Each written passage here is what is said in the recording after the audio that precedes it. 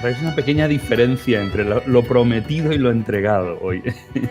Entre lo prometido y lo entregado, porque os prometí discípulos y ciudadanos, y voy a acotar, voy a cerrar un poco y a hablaros acerca de discípulos en el lugar de trabajo, específicamente. O sea, va a ser algo como más concreto que no simplemente el hecho de discípulos y ciudadanos.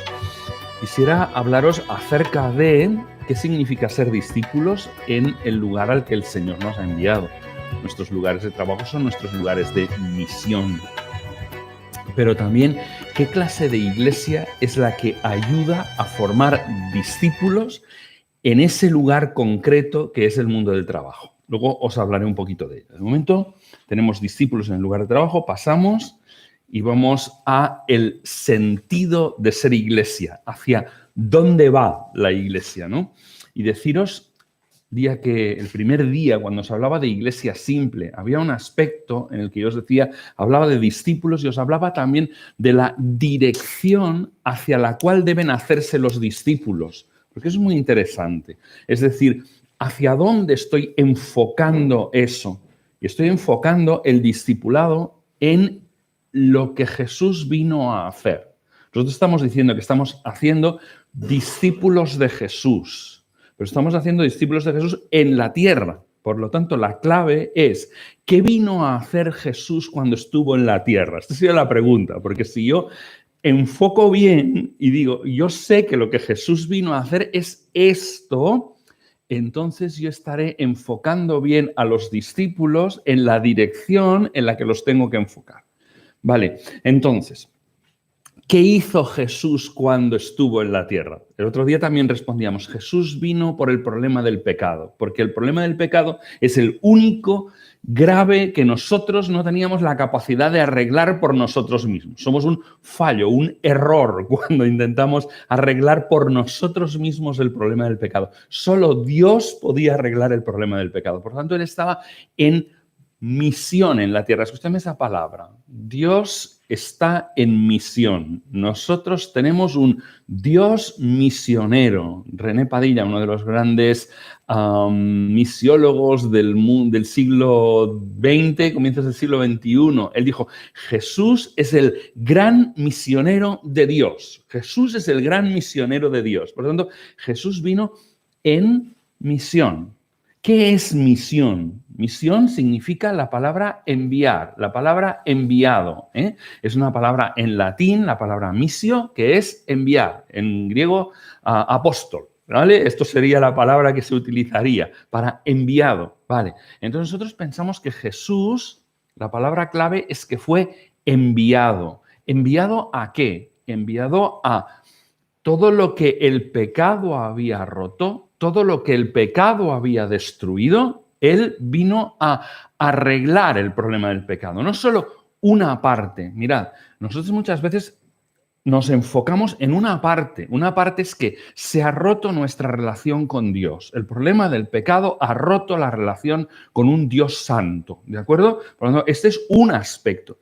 Pero no es el único aspecto que el pecado ha roto. El pecado ha causado una destrucción cósmica, por decirlo así. Ha roto todo, ha roto la naturaleza, lo ha roto todo el pecado. No hay ningún aspecto que no haya sido afectado por el pecado. Por lo tanto, Jesús vino no para arreglar una parte del problema del pecado, sino que Jesús vino para arreglar todo el problema del pecado. Y eso significa que el pecado no solo estropeó mi relación con Dios, sino que me estropeó a mí como ser humano.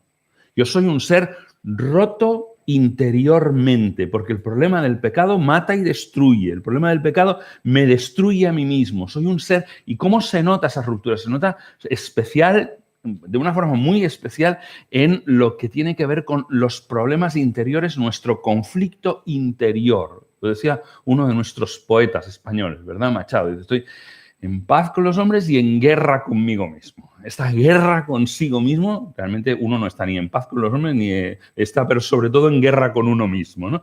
Y esa guerra con uno mismo es parte del problema del pecado. Él lo veía en sí mismo, quizás no era capaz de definir de dónde venía esa ruptura interior. Se ve también en todos nuestros problemas a nivel psicológico interno, de nuestra guerra interior. Somos un ser que está en conflicto consigo mismo y entonces un ser que se hiere a sí mismo.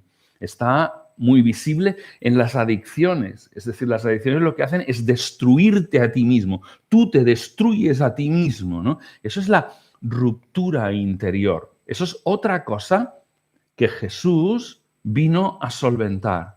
Jesús vino a solventar otra cosa, son los problemas de relaciones. ¿Os acordáis lo primero que sucedió cuando el ser humano cayó? El ser humano cayó y lo que surge es que Caín mata a Abel. Las relaciones entre seres humanos se rompen y entran en una situación de conflicto hasta el día de hoy. Nosotros tenemos conflicto en el interior de nuestras familias, con la gente a la que más amamos. Tenemos conflicto con los vecinos. Cuanto más cerca de una persona, más conflictos generamos. Eso es constante. Conflictos hasta incluso dentro de la iglesia, que tiene que ser la nueva humanidad de Dios, ¿no? Pues incluso en ese entorno nosotros generamos conflicto. La historia de la humanidad es la historia de sus guerras, la historia de su confrontación mutua. Ese es otro aspecto. Hemos hablado de la relación con Dios, hemos hablado de la relación conmigo mismo, hemos hablado de la relación con otros. La cuarta área en la que encontramos ruptura es la relación de nosotros con la creación. Nosotros, que debíamos ser los cuidadores de la creación, somos los destructores de la creación. En estos días está reunido el COP26 en Glasgow, no para arreglar el problema, sino para que se empeore poco. Esto es lo que... Y ni aún así consiguen ponerse de acuerdo. Este fin de semana han estado reunidos el G20 y el G20, los 20 países más poderosos del mundo, y no han llegado a un buen acuerdo. No han llegado ni siquiera a un buen acuerdo. Porque los seres humanos destruimos aquello de lo cual hemos sido hechos todos, no solo los cristianos, hemos sido hechos todos guardianes, hemos sido hechos cuidadores de este planeta. Somos mayordomos, somos gestores, no propietarios de esta tierra. Tenemos que devolverlo. Por lo tanto, todo esto, no solo mi problema de relación con Dios, todo esto es lo que Jesús vino a resolver. Jesús está en misión y por lo tanto la misión es mucho más amplia de lo que nosotros a veces pensamos.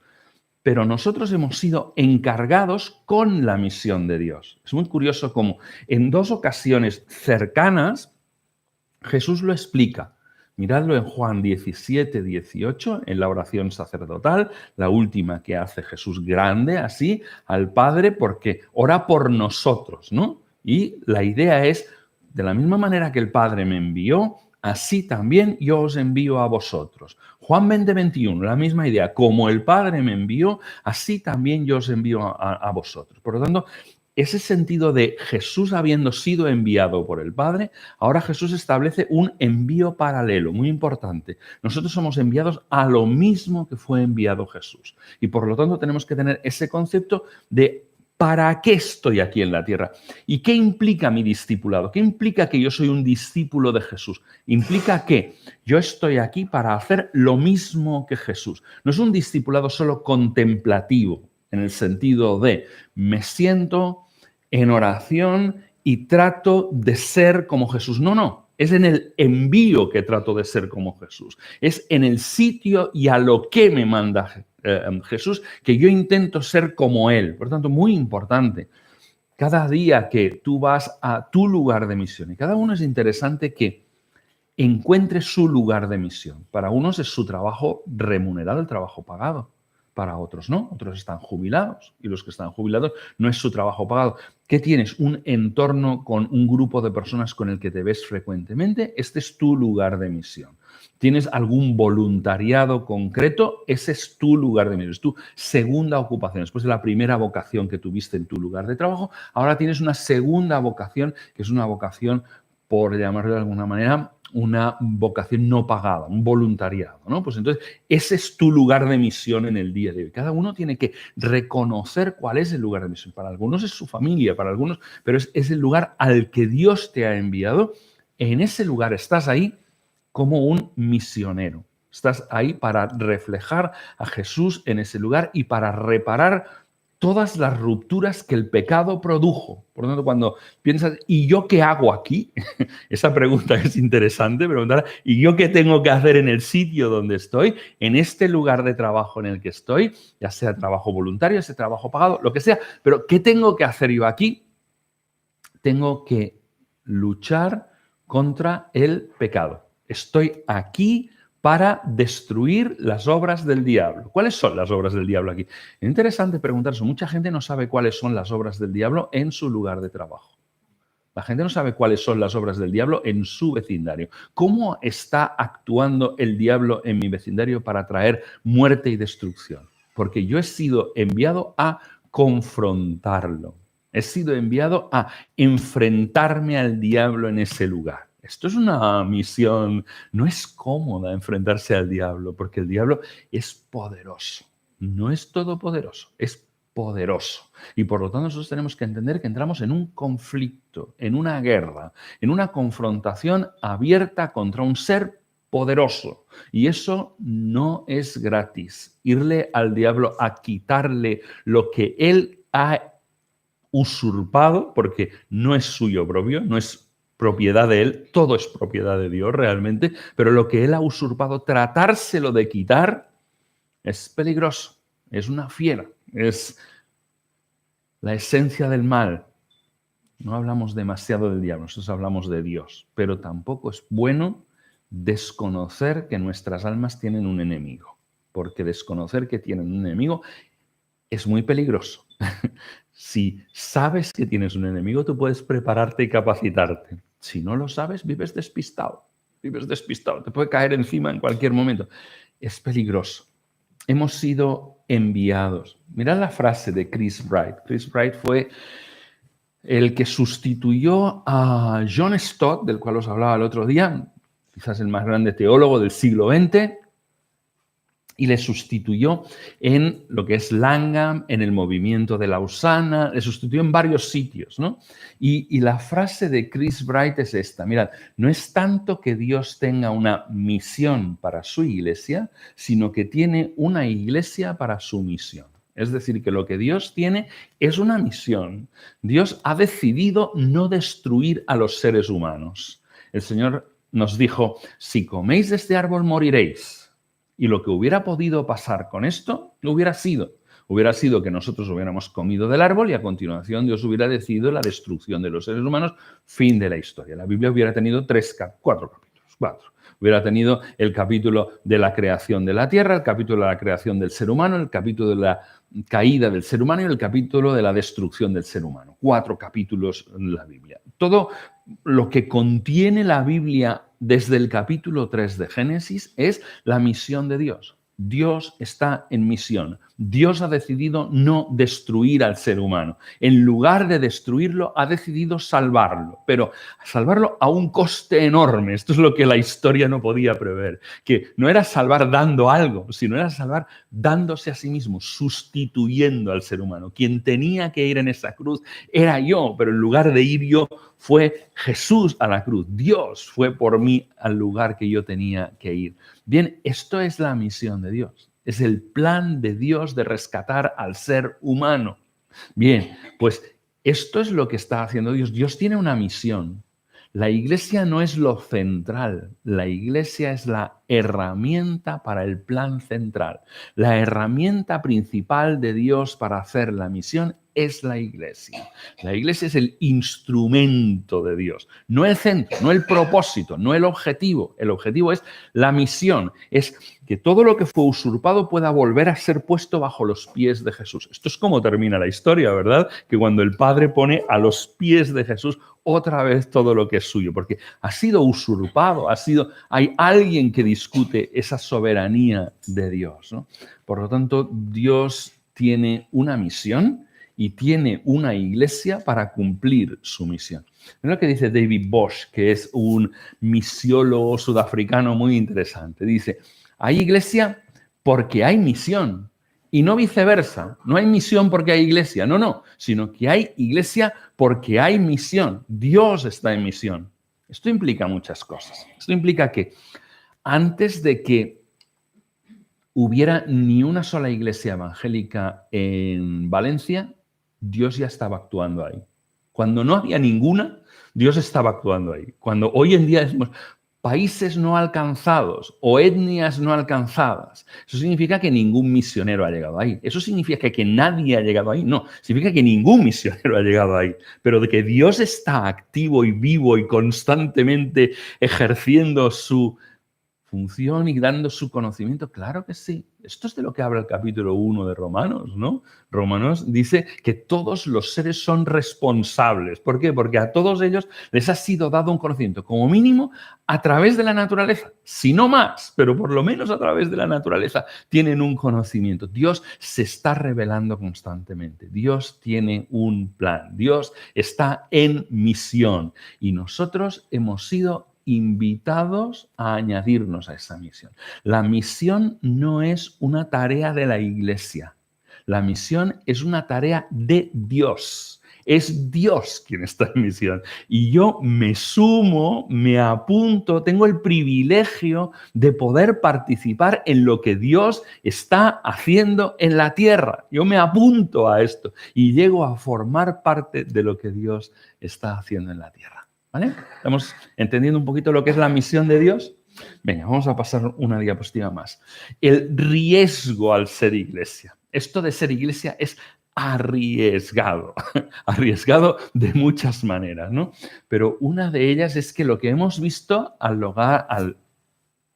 largo de la historia es que movimientos muy vibrantes, los más vibrantes de la iglesia, corren riesgos. Con el tiempo, aquello que era vibrante se apaga de alguna manera. Lo hemos visto a lo largo de toda la historia. A lo largo de la historia ha habido montones de movimientos cristianos. Desde el siglo IV, el monasticismo es uno de los movimientos cristianos más antiguos. Estudiar la historia de la iglesia es muy interesante, porque nosotros a veces hablamos de espiritualidad cristiana y deberíamos hablar de espiritualidades cristianas, porque el cristianismo se ha expresado a lo largo de la historia con diferentes formas de espiritualidad. No ha sido un bloque monolítico, sino que se ha ido expresando. Incluso dentro de la Reforma ha habido espiritualidades, es algo como el pietismo alemán, como el puritanismo inglés, como el movimiento wesleyano, ¿no? Del metodismo. Son corrientes de espiritualidad dentro de la iglesia. El pentecostalismo es un movimiento de espiritualidad dentro de la iglesia. Hay montones de movimientos que van sobre... Es decir, que el cristianismo no es monolítico. El cristianismo tiene diversas expresiones, todas ellas tratando, cada una de ellas tratando de enfocar. Ninguna de ellas refleja por completo a Dios, pero cada una de ellas pone el énfasis en uno de los aspectos de Dios.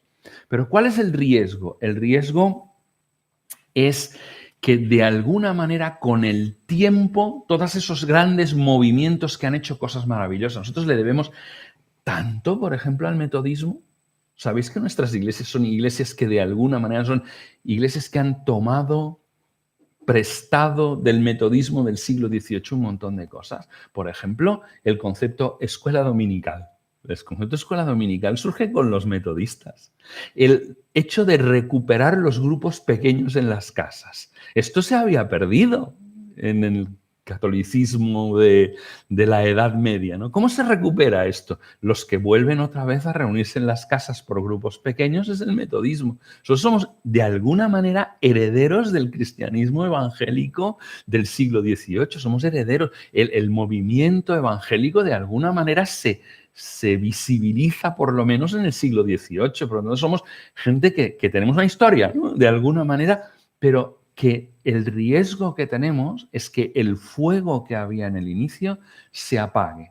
El riesgo, esto ha ocurrido también dentro del movimiento de las asambleas de hermanos. Las asambleas de hermanos surgen como un movimiento revolucionario dentro del mundo anglicano, pero de todo esto viene a un periodo de olvido de las esencias que nos hicieron ser lo que éramos, ¿no? Y de alguna manera hay que regresar. ¿Regresar a qué? a las tradiciones de las asambleas, no, hay que regresar a Cristo, hay que regresar constantemente al Evangelio, porque cuando regresemos al Evangelio encontraremos a los primeros que iniciaron este movimiento, porque ellos no iniciaron el movimiento de las asambleas, ellos iniciaron el movimiento de regresar a Cristo. Por lo tanto, cuando nosotros volvemos a nuestras tradiciones denominacionales, a veces estamos perdiendo de vista que ellos no tenían esas tradiciones donde volver, sino que ellos fue una revolución de descubrir otra vez a Cristo. Bien, tenemos riesgos. Aquí os pongo alguno. Buscar seguridad fuera de Jesús. A veces nosotros nos da miedo. Estamos al borde del abismo y sentimos miedo.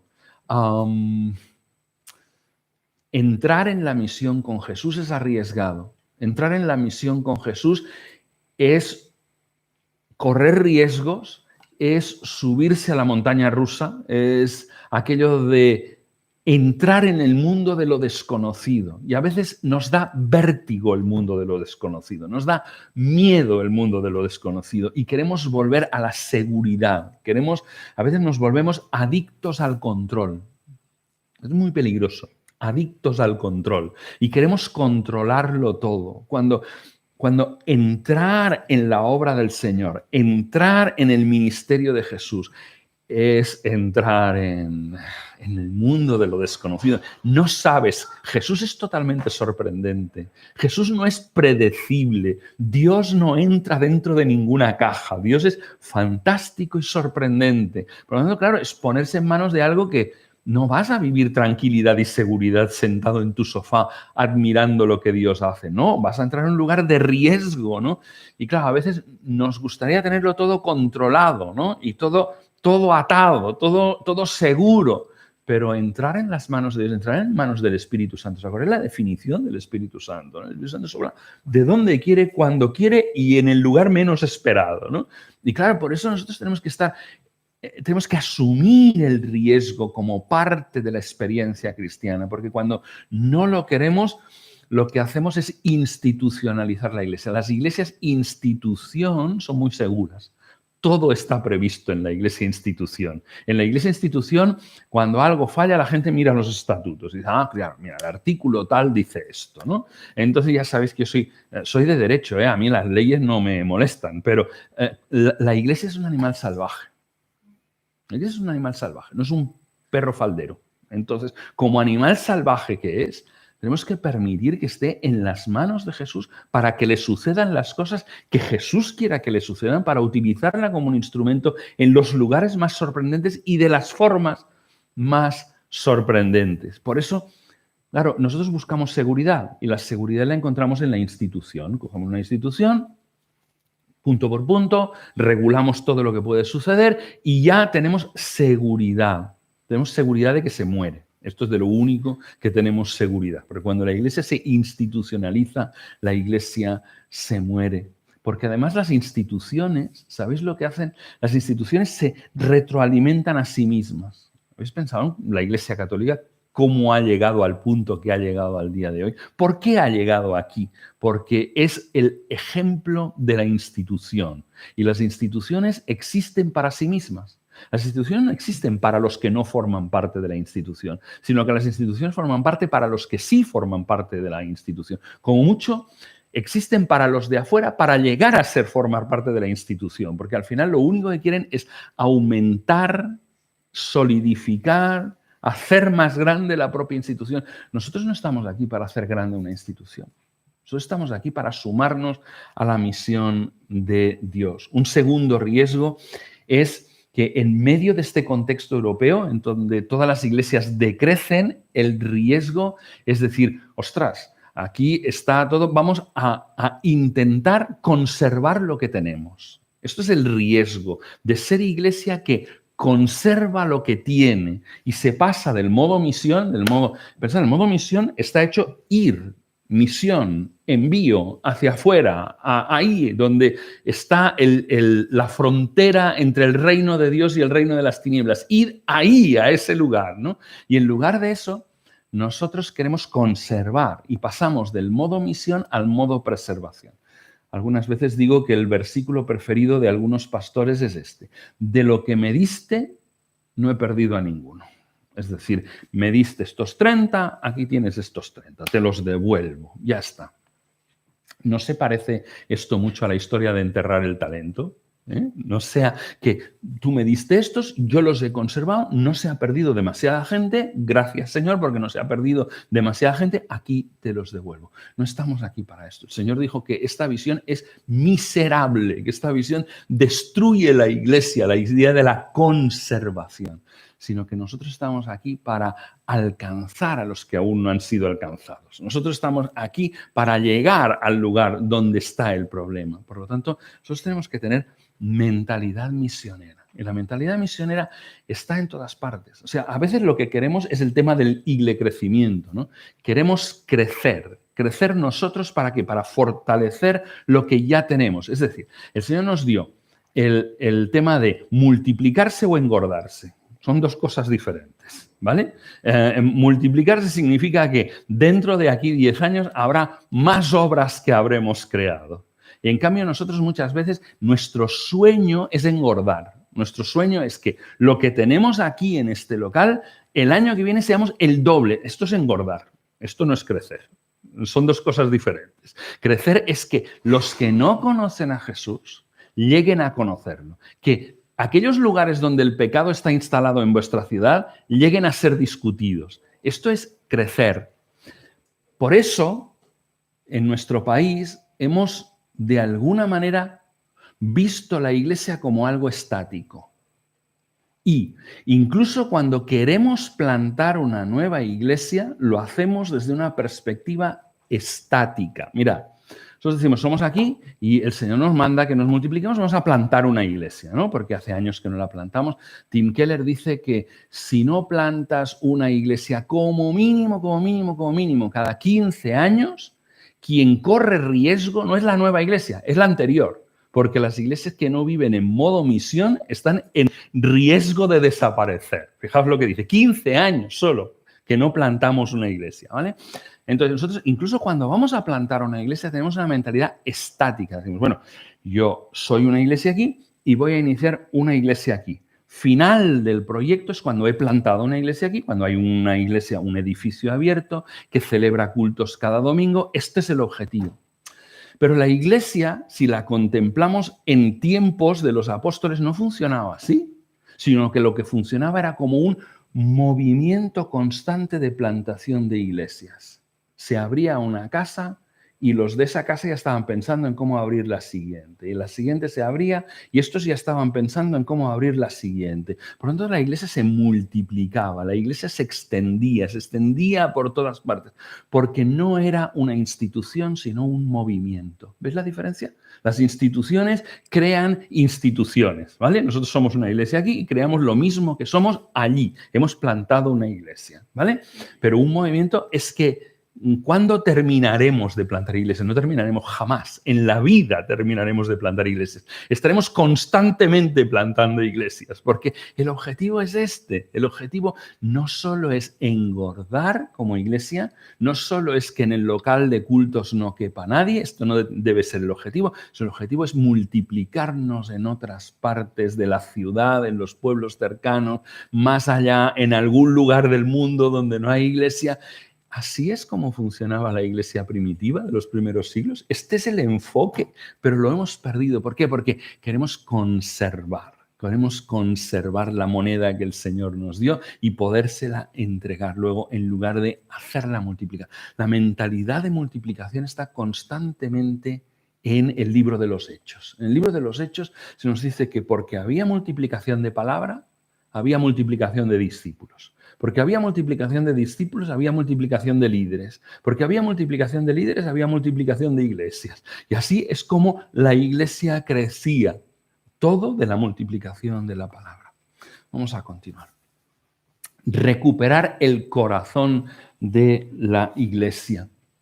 El más profundo motivo para la misión es el deseo de estar donde está Jesús. ¿Y dónde está Jesús en misión? En la frontera. En la frontera entre el reino de Dios, la parte ya reconquistada, de la parte que es el dominio usurpado por el diablo. Nosotros nos tenemos que mover en esa región fronteriza. Cuidado, en esa región fronteriza es donde pegan los tiros. Ahí es donde está el conflicto y la confrontación. Nosotros hemos sido llamados a eso precisamente, a vivir en ese lugar de confrontación, a ir ganando territorio. Nosotros somos como el desembarco de Normandía, el ejército que viene a quitarle el territorio usurpado al otro enemigo. Y nosotros somos la cabeza de puente, la Iglesia es la cabeza de puente de este combate. Está recuperando el territorio que le corresponde, que es de nuestro dueño, que es el Señor.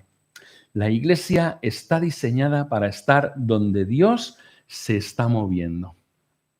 Por lo tanto, una cosa interesante es descubrir dónde hoy Dios se está moviendo.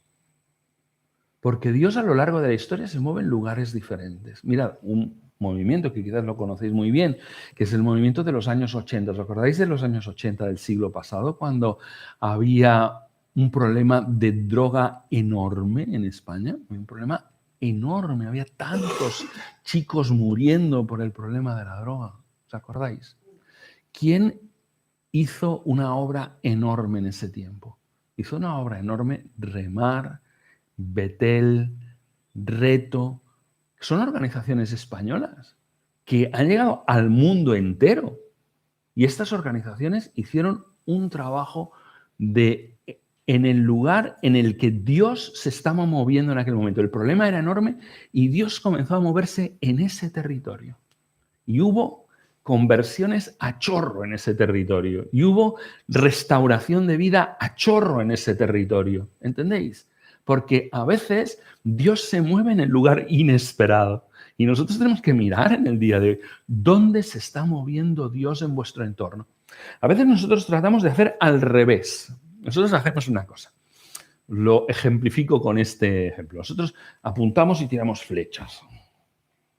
Y cuando han caído las flechas en un sitio, pintamos la diana alrededor de donde han caído las flechas. ¿Sabéis? O sea, esto es hacer trampa. Esto es hacer trampa. Nosotros lo que tenemos que mirar es dónde se está moviendo Dios. ¿Qué está haciendo Dios en el día de hoy? ¿En qué lugar se está moviendo? Y cuando Dios se está moviendo, yo me sumo a lo que Dios está haciendo. A veces nosotros creamos proyectos, hacemos proyectos que son proyectos buenos, que son chulos, y entonces resulta que no pasa nada. ¿Cómo es que no pasa nada? Bueno, a veces es que Dios se está moviendo ahí y nosotros nos estamos moviendo aquí. ¿Los proyectos que programamos son buenos? Sí. Sí. ¿Son proyectos con valores cristianos? Sí. ¿Queremos hacer evangelización? Sí. Pero es que Dios se está moviendo ahora ahí, ¿entendéis? Y nosotros tratamos de, en lugar de irnos al lugar donde Dios se está moviendo, tratar de estirar a Dios para que se venga al lugar donde nosotros nos hemos propuesto. Esto es mucho más doloroso y es mucho más costoso que no tratar de ver en oración dónde se está moviendo Dios. Dios dijo que Él edificaría su iglesia. Tenemos que seguir con esa convicción. Si Él edificará su iglesia, ¿qué está haciendo Él hoy para edificar la iglesia? Porque es verdad que Él está cumpliendo lo que prometió. Supongo que lo creemos todos, que Dios está hoy edificando su iglesia. Pero ¿dónde la está edificando? ¿De qué manera la está edificando? ¿Qué tendríamos que estar nosotros? ¿En qué lugar del frente, del lugar donde están los tiros, de las trincheras? ¿En qué lugar está el Señor en este momento para movernos hacia ahí?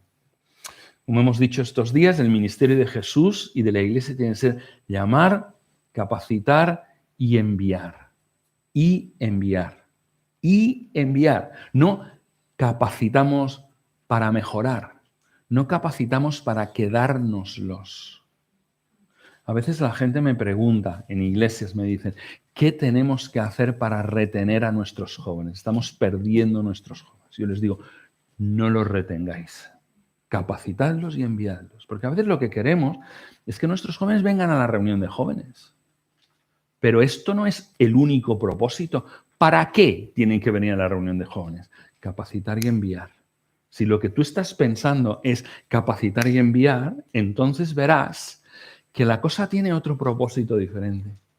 ¿Qué querías? ¿Que viniera y se sentara a escuchar? No es el planazo de la vida para ningún joven. Si yo hubiera tenido que...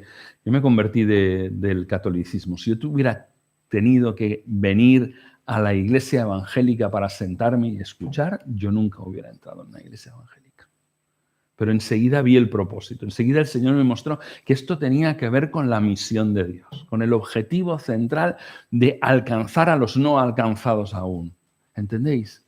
Y nosotros no les proponemos un gran plan a nuestros jóvenes, sino vengan y siéntense. Sino en lugar de esto, añádanse a la misión de Dios. Les capacitamos para la misión de Dios. También habrá los que no están interesados. Esto es lógico. No todo el mundo está interesado en pegarse tortas con el diablo. Esto es la cuestión así. O sea, entrar en el lugar de conflicto no va a ser cómodo, pero es un plan. Es un gran plan esto. Es entrar en el plan de lo que Dios está haciendo. No os descubro nada si os digo que el corazón de la Iglesia no es su culto semanal, sino que el corazón de la Iglesia es el tiempo en el que los cristianos están haciendo la tarea de Jesús, la misión de Jesús en el sitio al que han sido enviados. Por lo tanto, cuando midamos energías de la Iglesia, intentemos no poner el 80, el 90% de las energías de la Iglesia en organizar un fantástico culto el domingo, sino que el 80 y el 90% de las energías de la Iglesia tienen que estar puestas en salir y hacer la tarea de Jesús. El culto forma parte de la adoración que nosotros le damos al Señor, pero la adoración se la damos el lunes y el martes y el miércoles y el jueves en nuestros lugares de trabajo. Y también el domingo se la damos, la adoración. El culto del domingo no es el único momento de adoración de la semana, sino que cuando yo estoy haciendo la voluntad del Señor, estoy haciendo un culto de adoración al Señor en mi lugar de trabajo. Esto es lo que estamos haciendo nosotros. Por lo tanto, cuidado con la inversión de tiempo, porque si el culto nos está costando el esfuerzo de la vida, montarlo, entonces no nos quedan energías para lo siguiente. Hagamos una inversión en el culto que sirva para el sitio en el que están llamados los cristianos. Vale, tengo que ir pasando un poquito rápido. Trabajo en el sentido bíblico. Ya os lo he explicado lo que era el trabajo en sentido bíblico. No solo es el trabajo remunerado, es lugar de misión. Y el trabajo es cooperación en aquello que Dios quiere que sea hecho. Así fuimos creados los seres humanos. Nosotros fuimos creados como seres humanos para trabajar el jardín. Esto es lo que hacíamos antes de que viniera el pecado. Trabajábamos en el jardín. Y tenemos que seguir haciendo esto, porque para esto hemos sido llamados, que es cuidar el territorio que es de Dios. Y hacerlo es un acto de adoración. Y nuestros trabajos son precisamente esos lugares de frontera de los que yo os hablaba, lugares de frontera entre el reino de Dios y el dominio usurpado. Y tienen de los dos aspectos nuestros trabajos. Nuestros trabajos tienen cosas muy buenas. A través de nuestros trabajos hacemos que se pueda vivir en una tierra afectada por el mal y por el pecado. Esto tienes que considerarlo cuando no pienses que no tiene ningún sentido el sitio en el que estás. Lo que hace es producir bienes y servicios que están orientados en que se pueda vivir en esta tierra y se pueda vivir mejor. Pero claro, también están afectados por los espinos y los cardos. Lógicamente. Ahí hay una manifestación del mal. Pero tienes que ver las dos. Hay una manifestación de creación y hay una manifestación de caída. Las dos cosas son evidentes en nuestros lugares de trabajo. Y la Iglesia, como os hemos dicho muchas veces, es capacitar santos para la obra del ministerio. Pero el ministerio de mucha gente no está en el local de la Iglesia. No está ahí. O una parte muy pequeña está ahí. La gran parte del ministerio de muchísimos que forman parte de la Iglesia está en sus lugares de trabajo, en sus vecindarios, en sus familias. No tenemos que pretender que los 80, 90, 120, 150 miembros de la Iglesia tengan trabajo en el interior de la Iglesia, porque no hay trabajo para tantos en el interior de la Iglesia, ni es necesario que lo inviertan ahí. En cambio, donde hay un montón de trabajo, no os lo acabaréis. Es en vuestros lugares de trabajo, en vuestros vecindarios, en las calles. Ahí hay trabajo para no terminárselo nunca.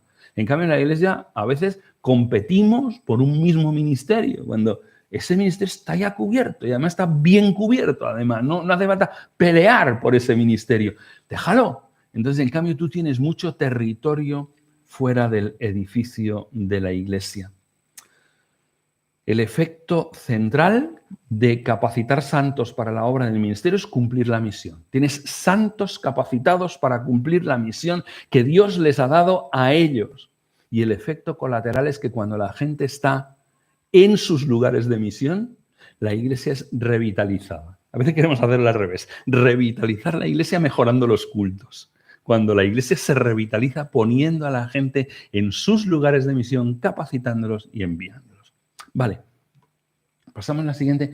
Ahora voy a pasar a la parte práctica. Es decir, me vais a preguntar, ¿y esto cómo se hace? ¿Esto cómo se prepara a los discípulos para el lugar de trabajo?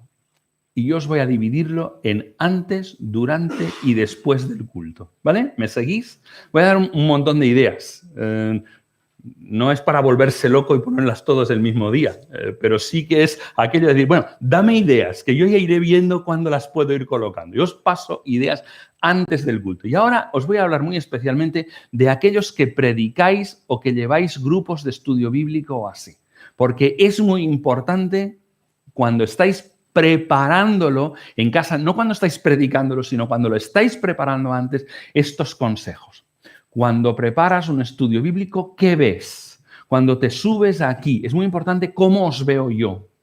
¿Os veo como miembros de iglesia o os veo en el sitio que estaréis el lunes y el martes y el miércoles y el jueves y el viernes? Porque si yo veo miembros de iglesia, ¿sabéis lo que voy a hacer? Os voy a capacitar para ser buenas personas, buenos miembros de iglesia en las 2 horas que pasaréis en la semana en el local de cultos. Pero si yo os veo como trabajadores, como personas que estáis en vuestro lugar de misión, sobre todo pensaré en que mañana vais a enfrentar unos desafíos bastante complicados, en que mañana vais a estar en sitios donde está la frontera entre el reino de Dios, tú, y el reino usurpado por el diablo. Por lo tanto, yo os tengo que capacitar para esto, yo os tengo que hablar de esto, porque si no, vosotros mañana pasaréis un montón de horas ahí con un montón de compañeros no cristianos para hacer un montón de tareas y no tendréis una teología, no sabréis cómo hacer aquello.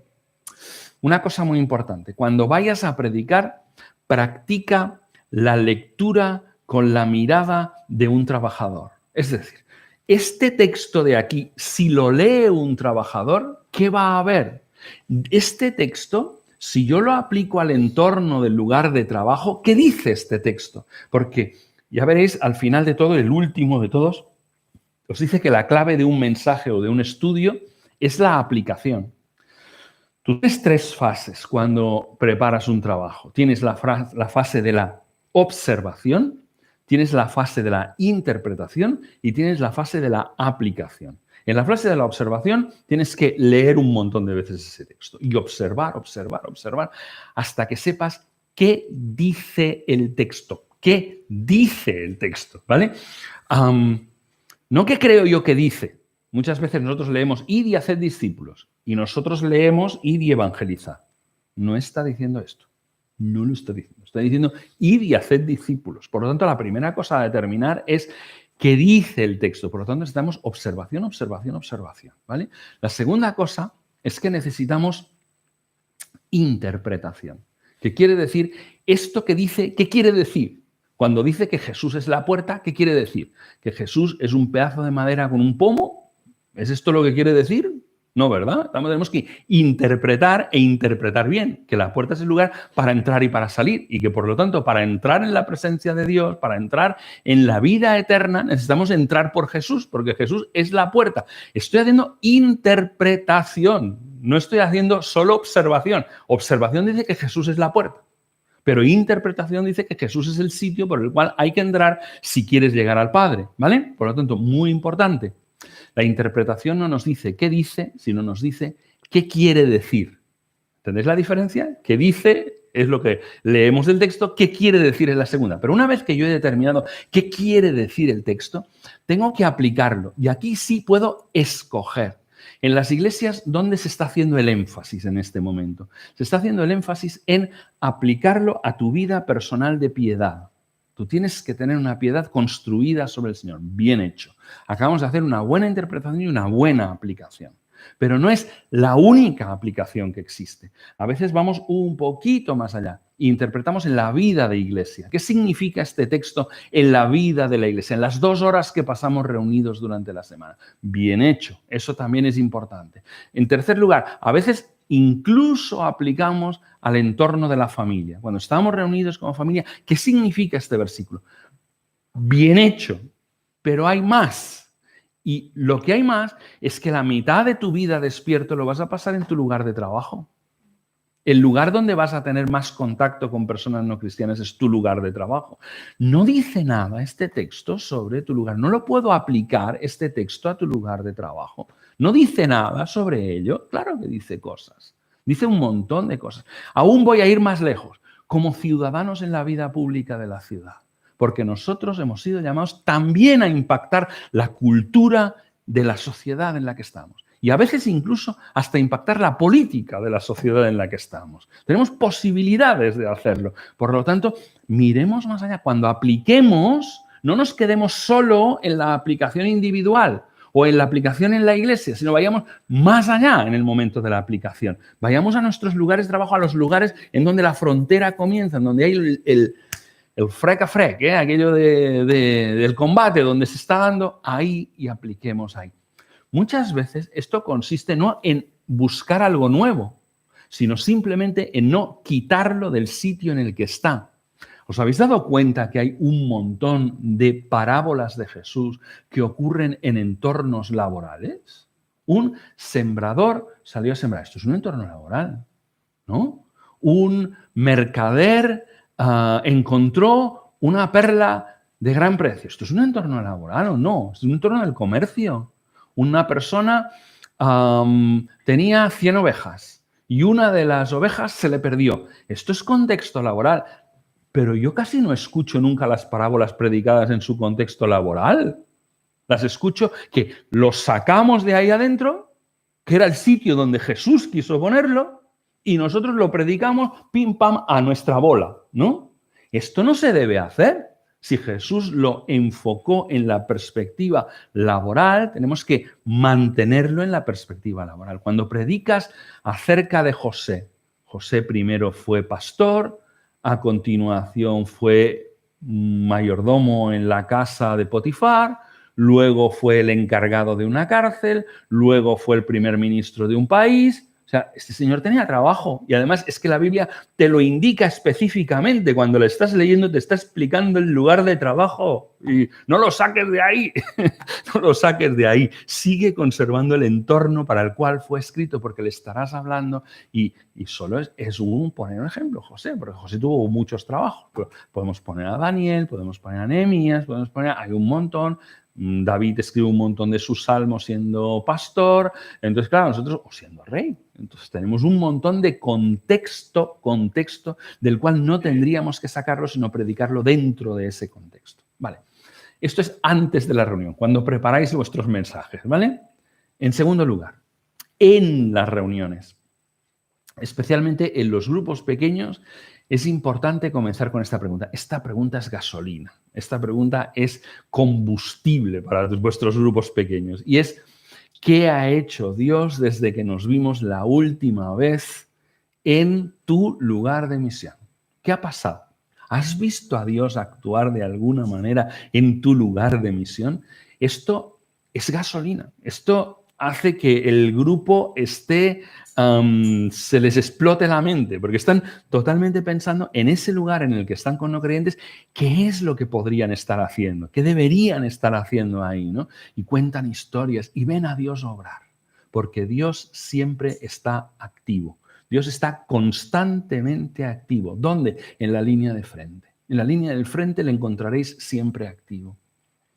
En los tiempos de alabanza, ¿vale? ¿Qué cosas hacer para ligar el tiempo de alabanza con vuestro trabajo? En primer lugar, cambiar los fondos de pantalla. No sé si ponéis fondos de pantalla negros, porque muchas iglesias ponen fondos de pantalla negros. Está bien, si los tenéis negros, está bien. Si los tenéis blancos, también. No hay ninguna preferencia ni por el blanco ni por el negro. Lo que sucede en algunas ocasiones, en algunas iglesias, es que ¿qué hay en los fondos de pantalla típicos que se ponen? Paisajes, naturaleza, lugares bonitos.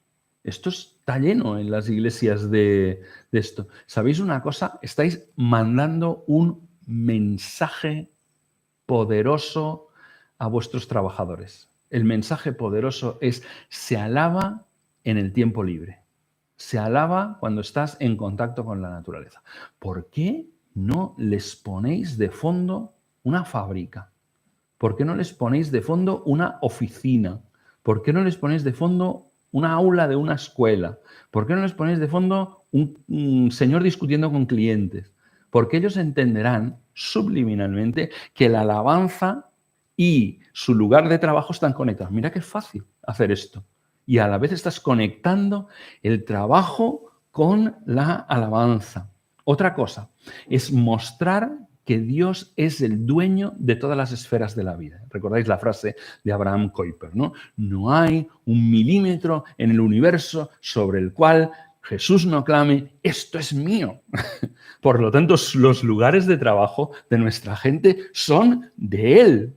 Todo lo que nos ocurre durante la semana es en el territorio que es y pertenece al Señor, ese territorio. Por lo tanto, nosotros con esa convicción tenemos que integrarlo dentro de nuestro culto. A mí, cuando me machacan, es cuando los que están llevando la alabanza dicen esta frase: deja tus problemas en la puerta y ahora ven que vamos a hablar con el Señor. Digo, no, Dios mío, con la enorme oportunidad que teníamos aquí de ministrar tus problemas. Trae los problemas que te han estado fastidiando toda la semana. Trae esa relación complicada que tienes en el lugar de trabajo. Vamos a ministrarlo esto. Vamos a ver cómo el Evangelio proyecta luz sobre lo que te está pasando en tu lugar de trabajo. No se te ocurra dejarlo en la puerta. Tráelo para adentro, que aquí lo vamos a ministrar, porque este es el lugar en el que se ministra las dificultades del resto de la semana. Y también mostrar que adoración es también trabajo. Adoración no es solo tiempos de alabanza, adoración es también trabajo. Otra cosa, otra idea, practicar el lunes a esta hora.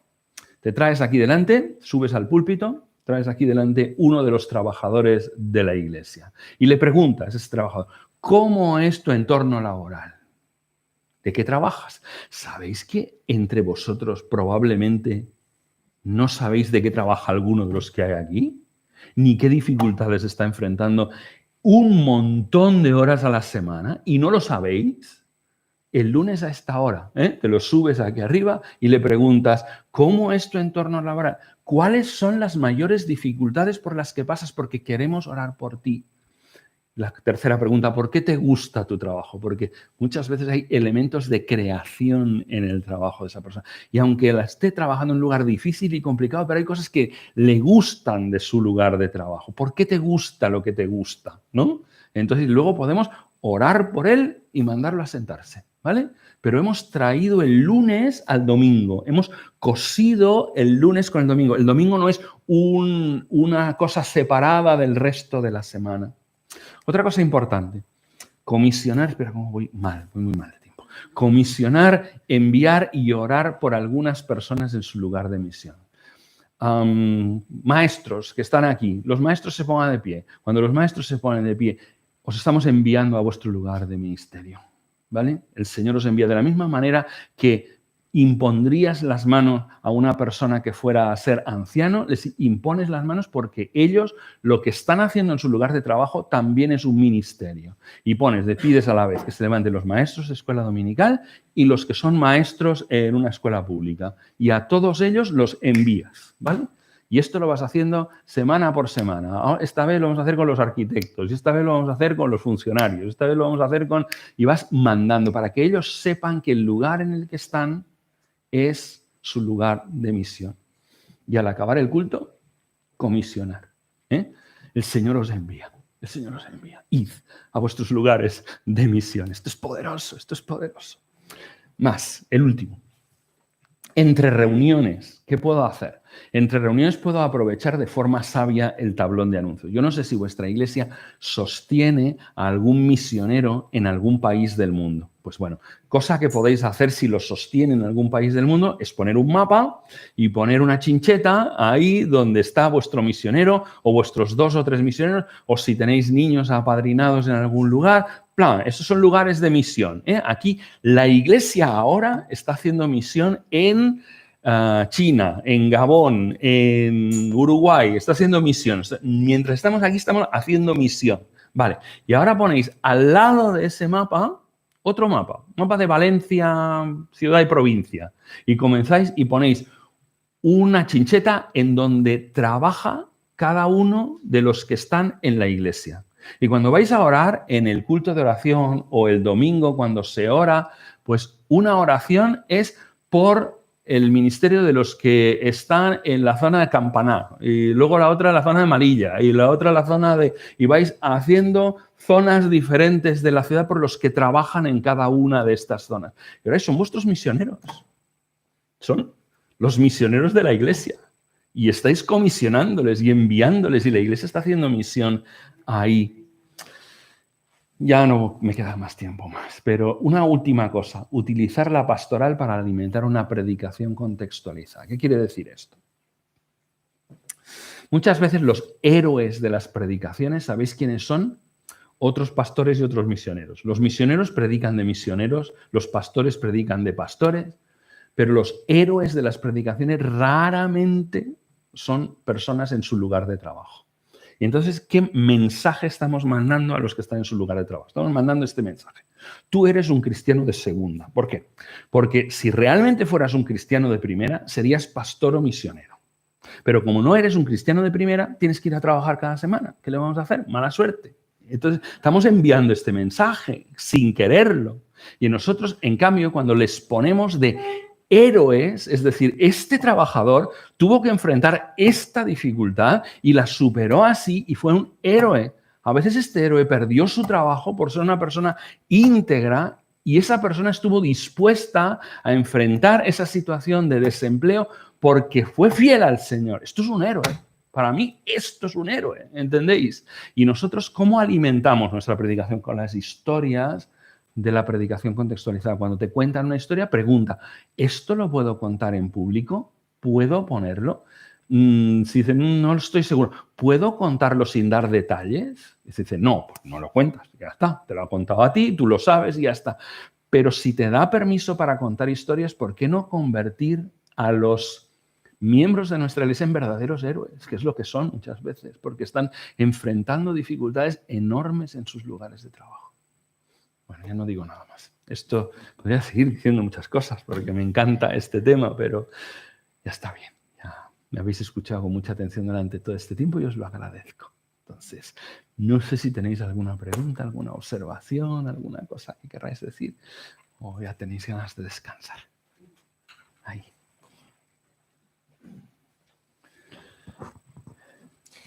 Me ha llamado la atención que dijeras el tema de cuando estamos en la iglesia para alabar al Señor, el que digas que dejemos nuestros problemas o más que nada porque sin querer, porque el tiempo de esa, bueno, de toda la reunión realmente, se pretende que el centro sea Jesús. Sí. Porque sin querer, pues eso, estamos muy acostumbrados a pensar en nosotros, en lo que nos pasa y a lo mejor pues traemos ese problema de casa o del trabajo, de lo que sea y me choca que digas eso no por nada, sino porque creo que tengo otras horas a lo largo del día y de la semana, otros momentos y ahí yo necesito ver que Él es más grande que todo lo demás que me esté pasando y centrarme en él para luego poderme centrar en todo lo demás. No sé si puedes... Sí, comento. Mira, una cuestión. Tú decías una clave que es muy importante. Estamos aquí para centrarnos en Jesús, ¿vale? Y la pregunta es, ¿dónde está Jesús? ¿Dónde está Jesús? Jesús está en la frontera entre el reino de Dios y el reino usurpado por las tinieblas. Él está ahí. No hay ningún área de la realidad sobre la cual Jesús no sea Señor. Por lo tanto, sobre esos problemas que yo tengo durante la semana, yo necesito que no se produzca una desconexión entre lo que hago el domingo, que aquello sea una especie de paréntesis extraño que no tiene nada que ver con lo que me está ocurriendo, sino que yo lo que necesito es un culto que apoya a sus trabajadores, un culto que apoya a los miembros de la iglesia.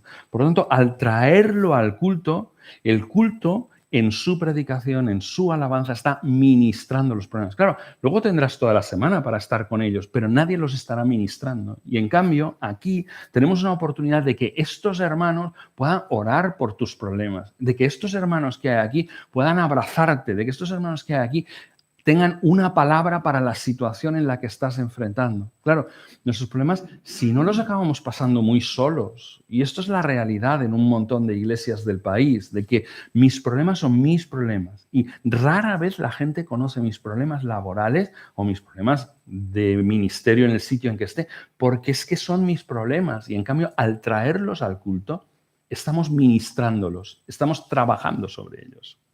¿Pero qué quieres decir al traerlos al culto? Sí, es decir, incluso en este tiempo que me pongo aquí esta persona aquí al lado y le pregunto, ¿cuál es el ambiente de tu lugar de trabajo? Estás trayendo tus problemas aquí. Es una forma de hacerlo. Otra forma de hacerlo es que cuando estamos en nuestras conversaciones en la iglesia, nos preguntemos por el lugar de trabajo. ¿Sabes que hay un montón de gente? Me he encontrado gente que casi lloraba cuando le pregunté por su trabajo. ¿Sabes por qué?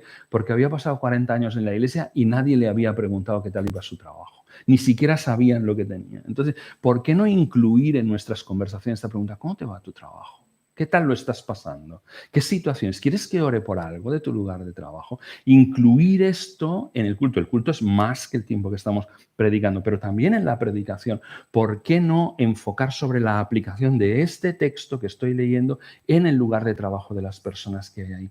Y entonces, los problemas de esa persona que le ocupan tanto, que toda la semana está pensando en ellos, son ministrados. Tienen la oportunidad de que la iglesia trabaje sobre ellos. Y ya no es tu problema, es el problema de la iglesia. Por eso es tan interesante el hecho de que las personas puedan traer sus cosas y no hagan como que el culto es una especie de paréntesis en la semana, ¿no? El culto está conectado con el resto de la semana. Y yo puedo traer los problemas que tengo con mis hijos y puedo traer los problemas que tengo, los traigo al culto. Y esta comunidad que hay aquí es una comunidad de la gracia. La gracia la experimento en muchas ocasiones a través de las personas que Dios envía a mi vida, ¿no? Y aquí hay un montón de personas que pueden hacerse cargo de la situación en la que estoy. Por eso digo de no hacer un culto que sea en el vacío, ¿no? Simplemente, sino en el vacío, no, en el concreto. Este culto está tocando cosas que tienen que ver con lo que nos está pasando durante la semana. Mucha gente está experimentando. Hicieron una encuesta. Esta encuesta no es americana, tiene la ventaja de ser australiana. Una encuesta australiana específicamente en las asambleas de Dios, la denominación pentecostal más grande del mundo, ¿no? Y les preguntaron. Hicieron una encuesta muy interesante porque les preguntaron a los que se habían ido de las iglesias. Normalmente a los que se van nunca les preguntamos por qué se van. Pero estos hicieron la tarea de preguntar, ¿y ustedes por qué se han ido? ¿Y sabes cuál fue la respuesta número 1? Porque lo que ocurre en la iglesia no tiene nada que ver con mi realidad diaria. Había una desconexión tan grande que aquello era como algo que sucedía en el cielo, pero no tenía nada que ver con lo que les pasaba a esta gente. Y Jesús quiere ministrar tu vida y quiere ministrarlo a través de un montón de cosas que ocurren en el culto. El culto es muy útil, el culto sirve para mucho, pero tenemos que conectarlo otra vez, tenemos que reconectar el culto con las situaciones por las que pasa la gente. Entonces, esa es mi propuesta, es darle continuidad. Bueno, pregunta es, ¿Se te escucha? Sí, se te escucha. Vale. Ahora. Sabemos que normalmente en Génesis 3:15 empezó la misión, ya se puede decir, sí. La simiente, sí. a donde vendría el Mesías. Amén. De esas mujeres, en la cual destruiría la obra del diablo. Ajá. Él dijo, he venido a destruir la obra del diablo. Él no está. Y esa misión nos la da a nosotros, destruir la obra del diablo y sacar a la gente que el diablo tiene, llevarlos a los pies de Cristo como me han sacado a mí. Amén. Creo que es la misión. Muchas veces pienso, digo, los grandes misioneros que van a China, a la India, digo, yo no llego ahí. No. Pero si mi misión la tengo, mi vecino lo sabe. Y en el lugar de trabajo, ama, si lo y tenemos el al lado, vecino. el lugar de trabajo, eso es lo que Claro. me doy cuenta yo, que si no hace falta ir muy lejos, la tenemos al lado. Sí. Esa es la pregunta. Sí, es que además el Señor nos dijo, id y haced discípulos de todas las naciones, pero ¿sabéis una cosa? En el día de hoy todas las naciones están en Valencia. Tenéis un montón de naciones en Valencia. Entonces, ministrad a la gente en vuestra ciudad, porque os ha traído a las personas, en lugar de llevarnos nosotros, hay lugares donde no podríamos predicar porque son países muy cerrados al Evangelio, donde hay una persecución muy seria y si saben que eres misionero te echan, y en cambio nosotros los tenemos aquí con toda la libertad para predicarles. Entonces tenemos el mundo en la puerta de nuestra casa, por lo tanto, id a todas las naciones, predicarles el Evangelio, ¿entendéis?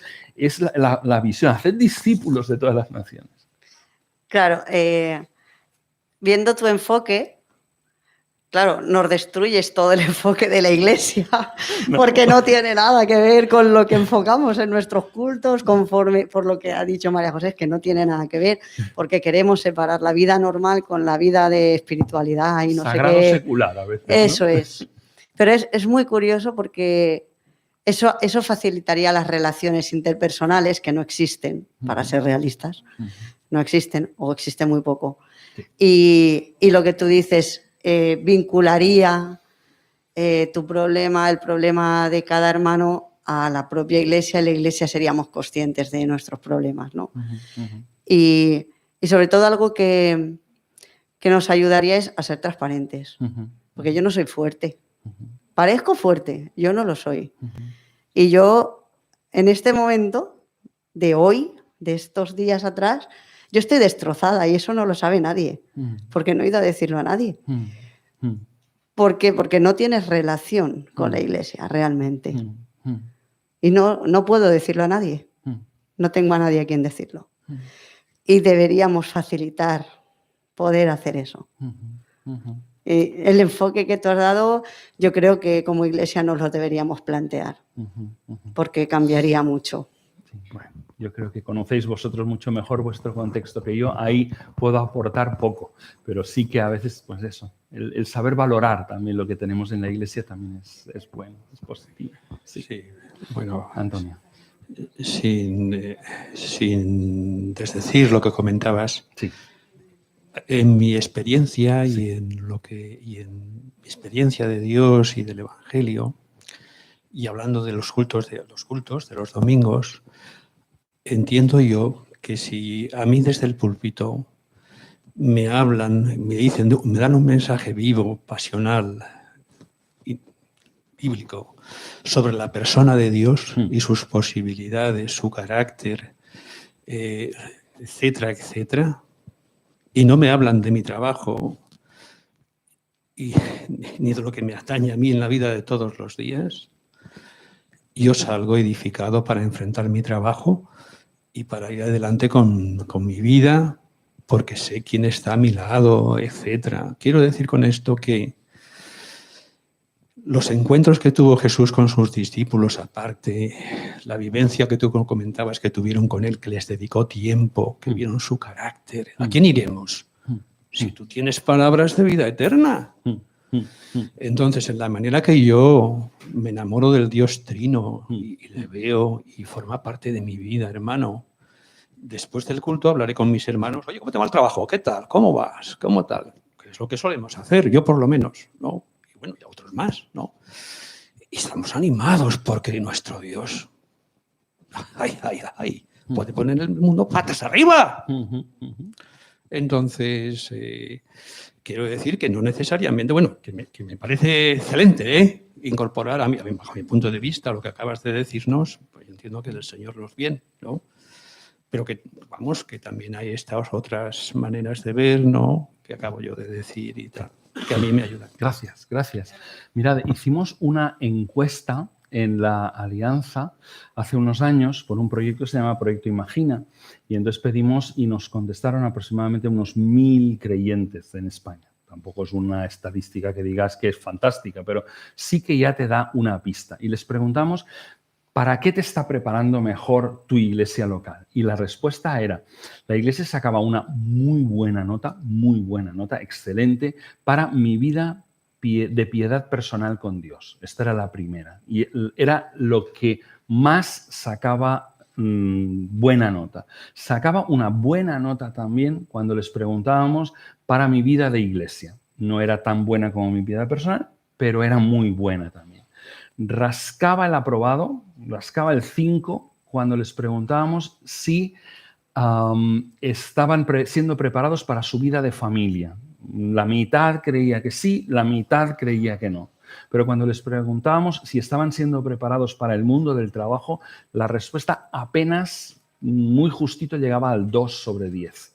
Entonces, esto es el sentimiento de una buena parte del pueblo evangélico español que de alguna manera siente que la Iglesia no le está capacitando para el sitio donde está más horas con las personas no creyentes y en donde tiene un ministerio que afecta más a lo que es la sociedad. Entonces, yo creo que sin dejar de hacer uno, deberíamos reforzar el otro aspecto, porque lo que nos están mostrando es que quizás no estamos cosiendo la realidad de la gente, sino que estamos mostrando el problema de la separación sagrado-secular, porque la vida de piedad la consideramos sagrada, el estar en la iglesia es sagrada, la familia es bastante sagrada, pero luego el otro tema es menos sagrado, ¿no? Porque esto...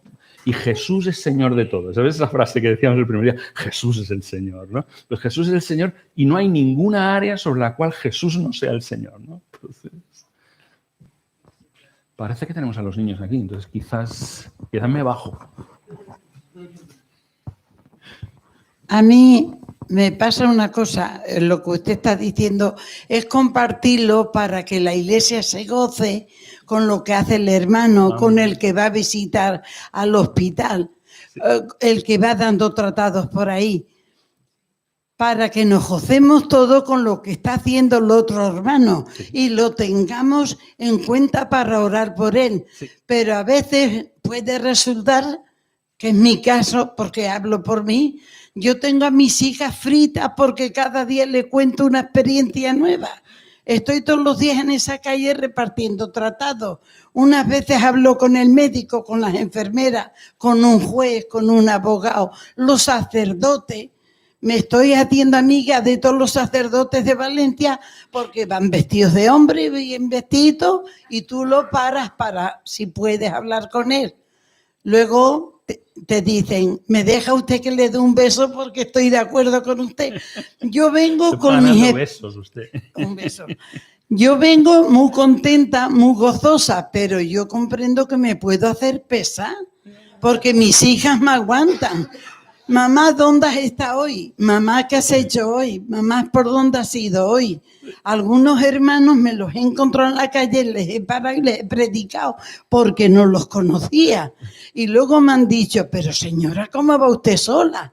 Pero hermana, yo soy de Cuarte, yo soy de Sueca, yo soy de acá. Y yo les he parado, les he predicado, les he hablado.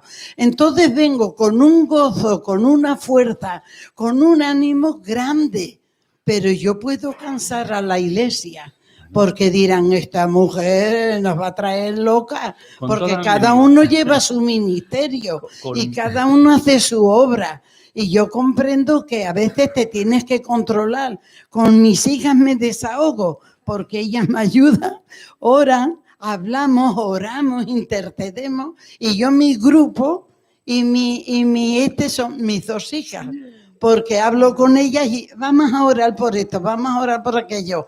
Pero quizás la iglesia no lo digas para no hacerte pesar, porque nos podemos hacer pesados. Pero hay medida para todas las cosas. Es decir, pero hermano, ni todos los días, todo el tiempo, ni nunca. Entonces, en medio Valencia es nuestro ministerio, nuestro barrio, nuestro ministerio. Y el Señor, lo que usted nos ha dicho a mí me ha hecho mucho bien, porque... un mensaje cortito y decirle, Cristo te ama, arrepiéntete, y poner que pecadores somos todos, que aquí no hay buenos nadie nada más que Dios y que nos vamos al cielo. Porque ¿cómo paro yo? Ya acabo con esto. Yo voy por la calle y me ve un hombre como usted, o más mayor o más joven, y digo, caballero, ¿le puedo hacer una pregunta? Sí, señora. Él cree que voy a preguntar por una calle o por una tienda. Y yo le digo, ¿cree usted en Jesucristo, el Hijo de Dios? El hombre se queda todo sorprendido porque dice, señora, ¿por qué me ha hecho esa pregunta? Y yo le digo, si me dice usted que sí, lo felicito. Y si me dice usted que no, le digo, pues hoy es día para empezar a creer y buscar al Señor. Hermano, empieza la conversación. Se queda con el Evangelio, le ofrezco un tratado, me dice que tiene la Biblia, que no la ha leído, él cuenta sus cosas. Es muy bonito estar en la calle. Y estoy ahí, que ya me tendré que jubilar pronto por las rodillas, pero vienes con un gozo muy grande, porque yo lo soy testigo de lo que el Señor da y cómo el Espíritu Santo te ayuda y cómo el Espíritu Santo te da fuerza y ánimo. Y luego yo, pues venga, ¿con quién tengo? Con mis hijas. Hermanos, han sido para mí, es una reafirmación de que hay que predicar el Evangelio, que estamos con un propósito aquí. No estamos para llenar una iglesia, estamos para servir al mundo, al perdido, servir a los que todavía no conocen al Señor. Y yo ya anoche se lo dije a los hermanos, que no perdamos nuestras oportunidades de amar la Biblia y amar al prójimo, que estamos aquí para amar la Biblia y amar al prójimo. Y el prójimo está en la calle. Amén. Que Dios los bendiga. Gracias. Muchas gracias, hermanos.